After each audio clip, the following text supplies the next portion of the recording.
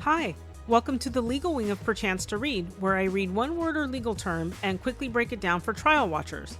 As I say each time, there's no focus on any one trial in this series, just the trial words.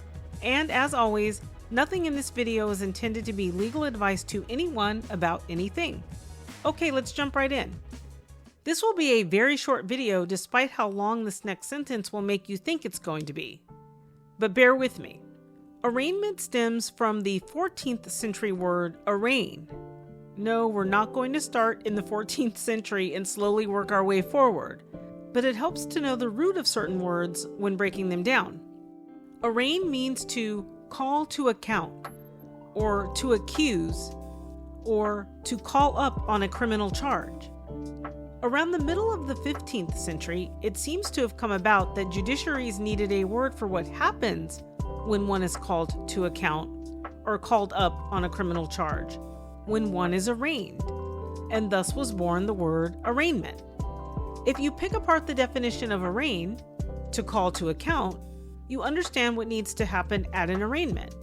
An accused individual must be called to account, which is another way to say the charges against the individual will be read in open court, and from that moment forward, they'll know they are accused by the government and what the government's accusations are.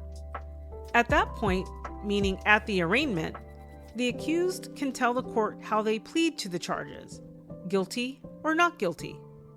Of course, we know guilty pleas happen all the time, so certainly a defendant, even a newly accused defendant, can enter a guilty plea. But we know that guilty pleas happen after the prosecutor and the defendant's counsel have had a chance to discuss all of what will go into the guilty plea. Also, every jurisdiction has statutes on the books that require the judge to ensure that the defendant has entered into the guilty plea willingly. And there are certain risks and ramifications to entering a guilty plea that a defendant may not know about, that the court will want to make sure the defendant does know about. So depending upon other consequences that there may be to pleading guilty, the court will want to be sure, and the statutes will require the court to review each of those things with the defendant before accepting the guilty plea. But generally, the purpose of the arraignment is to call the defendant to account, read the charge, and accept their plea. And then if it's a guilty plea, obviously a lot more will happen from there. Because an arraignment is simply the calling to account phase, there is no presentation of either side's case that will determine the guilt or innocence of the accused. There's no testimony by witnesses. It's simply the calling to account, the reading of the charges, thus making arraignment a pretty spot-on, nifty legal word.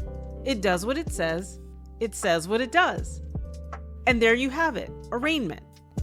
If this was helpful, please hit that like button. Links to my other trial watch words are above and in the description.